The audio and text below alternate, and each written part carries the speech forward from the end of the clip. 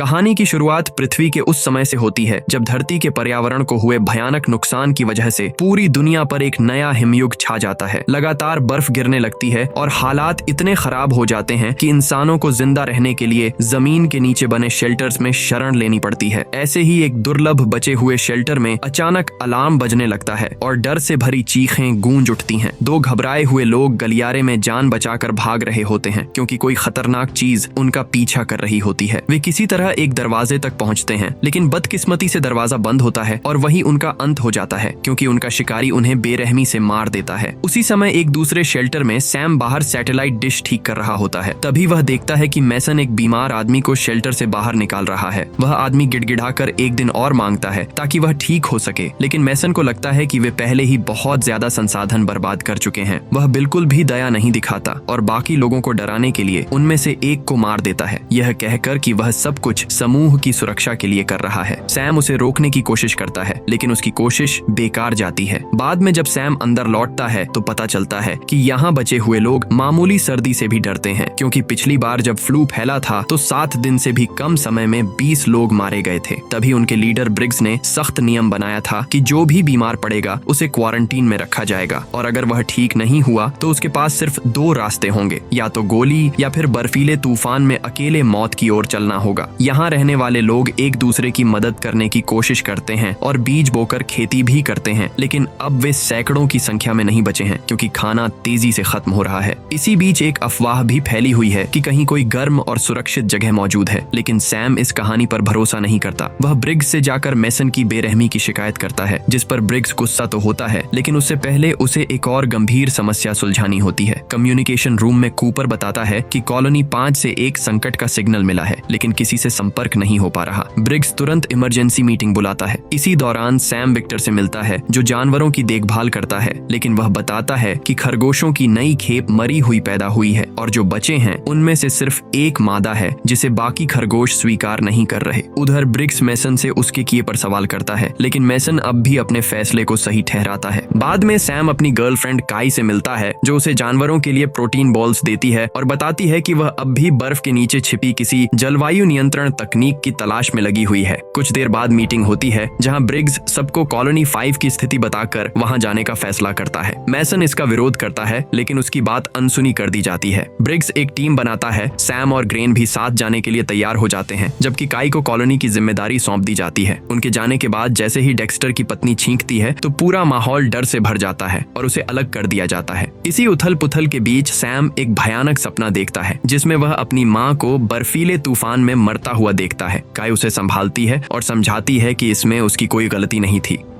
अगली सुबह टीम अपने खतरनाक मिशन पर निकलती है। घंटों बर्फ और तेज हवाओं के बीच चलते हुए एक उजड़े हुए शहर से गुजरती है जहां उन्हें एक पुरानी वेदर कंट्रोल मशीन मिलती है, लेकिन अफसोस वह अब काम करने की हालत में नहीं होती। ब्रिज तक पहुंचने के बाद तीनों उसे बेहद सावधानी से पार करने की कोशिश करते हैं क्योंकि समय के साथ पुल बुरी तरह क्षतिग्रस्त हो चुका होता है और हर कदम जानलेवा साबित हो सकता है। वे जगह जगह बने गड्ढों से बचते हुए आगे बढ़ते हैं। तभी अचानक पुल का एक हिस्सा ब्रिग्स के पैरों के नीचे से खिसक जाता है और वह लगभग नीचे गिर ही जाता है, लेकिन किसी तरह खुद को संभाल लेता है। पुल के आखिर में उन्हें एक कार दिखाई देती है जिसके बाहर एक आदमी मरा पड़ा होता है और उसके हाथ में बंदूक होती है। जब वे पास जाकर देखते हैं तो कार के अंदर पूरा परिवार मरा हुआ मिलता है और तब उन्हें एहसास होता है कि उस आदमी ने पहले अपने परिवार को मारा और फिर खुद को गोली मार ली। बर्फ में लंबा सफर तय करने के बाद यह टीम एक गिरे हुए हेलीकॉप्टर तक पहुंचती है और रात बिताने के लिए उसके अंदर शरण लेती है। रात के दौरान ग्रेन पहली बार हेलीकॉप्टर या हवाई जहाज के उड़ान की बात सुनकर हैरान होता है और उस दुनिया की कल्पना करके अचंभित रह जाता है। इसी बीच ब्रिग्स अपने बेस से संपर्क करता है जहां कूपर उसे बताता है कि डेक्स्टर और उसकी पत्नी की हालत लगातार बिगड़ रही है और मैसन बार बार उन्हें जांचने की जिद कर रहा है। ब्रिग्स कूपर को साफ आदेश देता है कि अगर मैसन हद पार करे तो उसके खिलाफ कार्रवाई की जाए। बाद में ग्रेन को एक पुरानी अश्लील मैगजीन मिलती है जिस पर बाकी लोग उसका मजाक उड़ाते हैं। बातचीत के दौरान ब्रिग्स बताता है कि यही वह इलाका है जहाँ एक समय उसे सैम यही मिला था। तब सैम ग्रेन को अपने बचपन की दर्दनाक कहानी सुनाता है, कैसे उसका परिवार और दूसरे लोग खदानों में शरण लिए हुए थे। संसाधन खत्म होने पर उन्होंने कुत्तों और घोड़ों तक को खा लिया। उसके पिता और कुछ लोग मदद ढूंढने शहर गए, लेकिन कभी भी वापस नहीं लौटे। अपनी माँ और बहन को उस मौत से बचाने के लिए सैम ने वहाँ से निकलने का फैसला किया, लेकिन एक भयंकर बर्फीले तूफान ने उन्हें अलग कर दिया और वह फिर कभी उन्हें नहीं देख पाया। सैम जिंदा सिर्फ इसलिए बच पाया क्योंकि ब्रिग्स ने उसकी जान बचाई थी।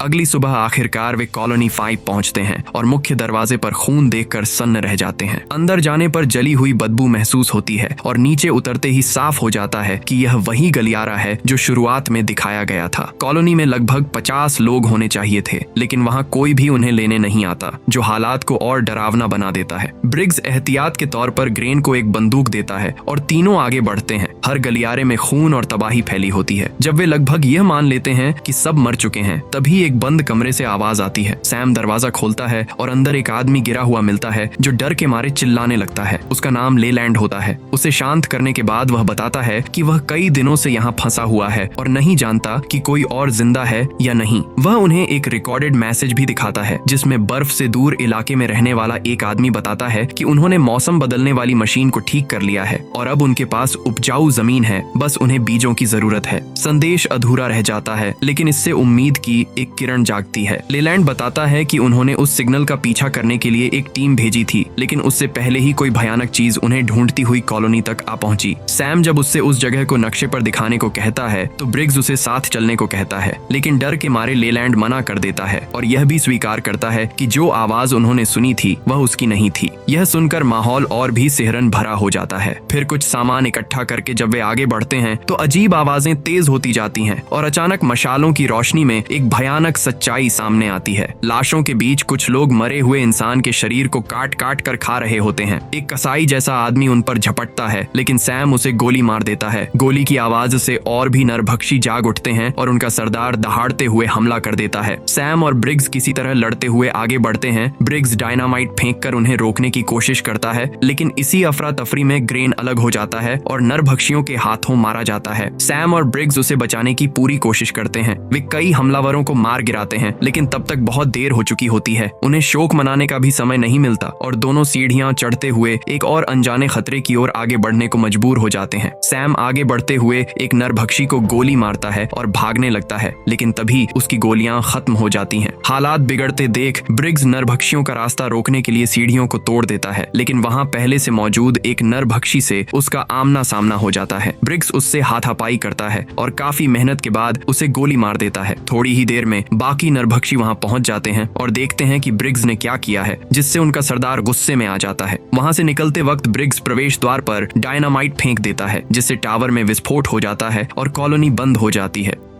इसके बाद दोनों बर्फ में चलते रहते हैं और जब उन्हें फिर से हेलीकॉप्टर मिलता है तो ब्रिग्स फैसला करता है कि वे उसी में सोएंगे, क्योंकि ठंड बहुत तेजी से बढ़ रही है। फिर रात में ब्रिग्स और सैम नरभक्षियों के बारे में बात करते हैं। ब्रिग्स कहता है कि इंसान जिंदा रहने के लिए किसी भी हद तक अत्याचार कर सकता है। वह सेना के अपने एक अनुभव के बारे में बताता है, जब एक बचाव अभियान के दौरान 20,000 लोग एक स्टेडियम में फंस गए थे। सैनिकों ने खाना बांटा और डॉक्टरों ने बीमारों का इलाज किया, लेकिन जब खाना खत्म हो गया तो हथियारबंद लोग निहत्थों से चीजें छीनने लगे। जब लूटने के लिए कुछ नहीं बचा तो सरदार ने तय करना शुरू कर दिया कि कौन जिएगा और कौन मरेगा। उस समय मेसन ब्रिग्स की ही प्लाटून में था और वे दोनों उस जगह को साथ छोड़कर निकले थे, ऐसी जगह ढूंढने के लिए जहां ऐसी चीजें न होती हों। अगले दिन सैम और ब्रिग्स को एहसास होता है कि नरभक्षी उनके कदमों के निशान का पीछा कर रहे हैं और अब काफी पास आ चुके हैं। सैम को डर होता है कि वे उन्हें कॉलोनी तक ले आएंगे, लेकिन ब्रिग्स के पास उन्हें रोकने का एक तरीका होता है। दोनों जितनी तेजी से हो सके पुल पार करते हैं और जल्दी आगे निकलने के लिए एक खतरनाक छलांग लगाते हैं। फिर वे पुल के पास बने एक छेद के पास जलता हुआ डायनामाइट रखते हैं और टूटे हुए साइन बोर्ड्स के पीछे छिप जाते हैं। बदकिस्मती से हवा के कारण डायनामाइट की बत्ती बुझ जाती है। सैम उसे फिर से जलाना चाहता है, लेकिन ब्रिग्स उसे धक्का देकर पीछे कर देता है और खुद उसकी जगह ले लेता है। तेज हवा में ब्रिग्स लाइटर जलाने के लिए जूझता रहता है और हार नहीं मानता। इसी दौरान कुछ नरभक्षी उसे पकड़ने की कोशिश में खाई में गिर जाते हैं। आखिरकार ब्रिग्स बत्ती फिर से जला देता है और जानबूझकर उनसे लड़ते हुए नरभक्षियों को अपने पास खींच लेता है। फिर अचानक से उसके हाथ में पकड़ा डायनामाइट फट जाता है। विस्फोट में ब्रिग्स की मौत हो जाती है और पुल 2 हिस्सों में टूट जाता है, जिससे रास्ता पूरी तरह बंद हो जाता है। सैम देखता देखता है कि कुछ नरभक्षी, जिनमें उनका सरदार भी शामिल है, दूसरी तरफ जिंदा हैं और वो उसे घूर रहे हैं, जिसके बाद वह फिर से भाग निकलता है।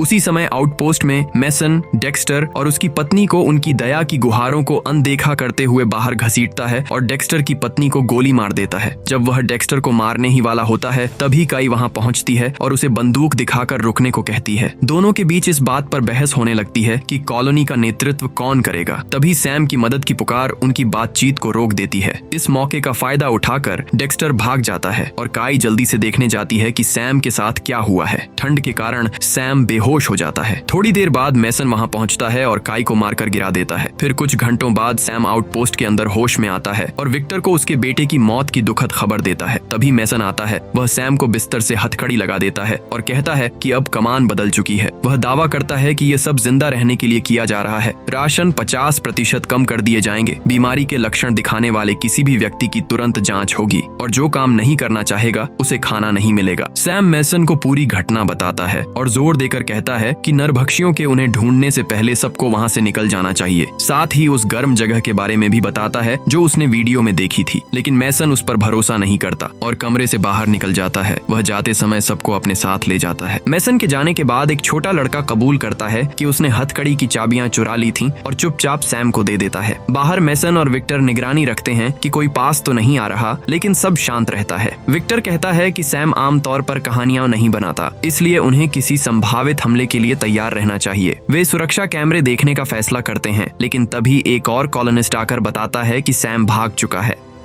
इस बीच सैम काई को ढूंढता है और उसे एक दूसरे कमरे में बंद पाता है। वह जल्दी से उसे आजाद करता है और उसके कंप्यूटर की मदद से संदेश के स्रोत को ट्रैक करता है। शुरुआत में कुछ नहीं मिलता, लेकिन रडार जांचने पर आखिरकार एक गर्म क्षेत्र दिखाई देता है, जिससे साबित होता है कि बर्फ पिघलने की बात सच है। दोनों जितने बीज उठा सकते हैं अपने बैग में भरते हैं और दूसरों को चेतावनी देने के लिए बाहर भागते हैं। लेकिन रास्ते में मैसन और उसका समूह उन्हें रोक लेता है और अपनी सत्ता फिर से जताता है। तभी बाहर से एक जोरदार धमाका सुनाई देता है। सब लोग सुरक्षा कैमरों की ओर दौड़ते हैं और यह देखकर दहशत में आ जाते हैं कि नरभक्षी दरवाजे तोड़कर अंदर घुस रहे हैं। उनका सरदार चेतावनी के तौर पर डेक्स्टर का कटा हुआ सिर दिखाता है और फिर कैमरा तोड़ देता है। आखिरकार सैम मैसन को मना लेता है। मैसन तुरंत आदेश देता है कि जिसे भी गोली चलानी आती है वह हथियार उठा ले और बाकी सभी लोग सुरक्षित वॉल्ट में शरण लें। कूपर कॉलोनी के लोगों को वॉल्ट तक ले जाता है और दरवाजा बंद कर देता है, जबकि हथियार बंद लोग उस कॉरिडोर में पहुंचते हैं जहां से टूटता हुआ दरवाजा किसी भी पल गिर सकता है।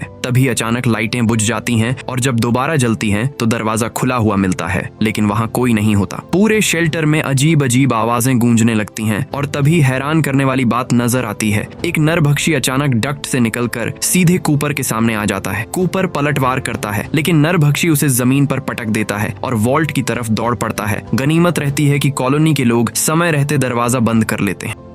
उधर एक दूसरे कॉरिडोर में एक बेबस लड़की मदद मांगती है, लेकिन एक नरभक्षी उसे ढूंढ निकालता है और बेरहमी से मार देता है। इसी दौरान नरभक्षी डक्ट्स के जरिए हथियारबंद समूह पर भी हमला कर देते हैं और इस झड़प में मैसन घायल हो जाता है। लड़ाई बेहद हिंसक और खून खराबे से भरी होती है। दोनों तरफ कई लोग मारे जाते हैं, लेकिन नरभक्षियों की संख्या मानो खत्म ही नहीं होती। सैम और काई किसी तरह जान बचाकर निकलते हैं, लेकिन विक्टर उनके सरदार का सामना करने का फैसला करता है। वह बहादुरी से लड़ता है, मगर आखिरकार दुश्मन के हाथों मारा जाता है। इस बीच घायल मैसन एक कमरे में छिप जाता है, जहां कुछ ऐसे लोग भी होते हैं जो वॉल्ट तक नहीं पहुंच पाए थे। वह दरवाजा बंद कर देता है, इससे पहले कि सैम और काई अंदर आ सकें। एक नरभक्षी उनका पीछा करता हुआ वहां पहुंच जाता है, लेकिन कमरे में मौजूद एक शरणार्थी मैसन को धक्का देकर सैम और काई को अंदर आने देता है। उन्हीं के साथ नरभक्षी भी अंदर घुस आता है, लेकिन काई तुरंत उसे मार गिराती है। वे दरवाजा बंद करने की कोशिश करते हैं, मगर वह ज्यादा देर टिकने वाला नहीं होता, क्योंकि बाकी नरभक्षी उसे तोड़ने लगते हैं। सैम फुर्ती दिखाते हुए एक डक्ट खोलता है और सबको वहीं से निकलने को कहता है। मैसन शिकायत करता है कि बाहर वे ठंड से मर जाएंगे और यहीं दुश्मन से लड़ना बेहतर होगा, लेकिन कोई उसकी बात नहीं सुनता। सब लोग डक्ट से भाग निकलते हैं। सैम जाते जाते मैसन को एक बंदूक देता है और खुद भी निकल जाता है। कुछ ही सेकंड में नरभक्षी दरवाजा तोड़कर अंदर घुस जाते हैं। मैसन गैस टैंक पर गोली मार देता है, जिससे एक जबरदस्त धमाका होता है और लगभग सारे नरभक्षी मारे जाते हैं, सिवाय उनके सरदार के, जो समय रहते डक्ट में छिप जाता है। थोड़ी देर देर बाद वही सरदार सैम तक पहुंच जाता है और दोनों के बीच डक्ट के अंदर ही जबरदस्त मुकाबला शुरू हो जाता है। उनकी मारपीट से डक्ट टूट जाता है और वे नीचे पशुओं वाले कमरे में गिर पड़ते हैं। लड़ाई जारी रहती है। सैम जो भी हाथ लगाता है उसे उठाकर नरभक्षी पर फेंकता है, लेकिन वह आसानी से सैम पर भारी पड़ता है और उसे बेरहमी से पीटने लगता है। कुछ वारों के बाद वह सैम को घसीटने लगता है। इसी दौरान सैम को जमीन पर पड़ा एक डीला चाकू मिल जाता है। वह मौके का फायदा उठाकर नरभक्षी की टांग पर वार करता है और उसे काबू में कर लेता है। इसके बाद सैम पूरी ताकत से उस पर हमला करता है, उसका चेहरा बिगाड़ देता है और आखिरकार उसका सिर धड़ से अलग कर देता है।